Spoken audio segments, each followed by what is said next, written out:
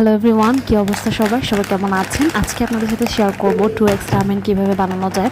এটা কম বেশি সবাই পারে, তো এটা বেশি ইজি, এই জন্য কিন্তু আমি আপনাদের সাথে শেয়ার করছি। এটা হচ্ছে এটার যে সসটা, সেটা কিছুই করতে হবে না, শুধু সুন্দর করে একটা কেচি দিয়ে প্যাকেটটা কেটে নেবেন, তারপরে গরম পানিতে সুন্দর করে গরম করবেন। আর সাথে এখানে মানে প্যাকেটটাও ছিল।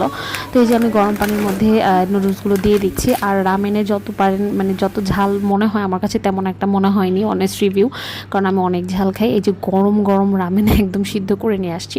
এখানে আপনারা চাইলে একটু পানিও রাখতে পারতেন, পানি পানি করেও খেতে পারেন যাদের ঝাল বেশি লাগে, কিন্তু আমরা আসলে অনেক বেশি ঝাল খাই, এই জন্য পানি পানি করিনি, একদম শুধু সিদ্ধটাই নিয়ে পুরোটুকু সস দিয়ে মাখিয়ে ফেলতেছি।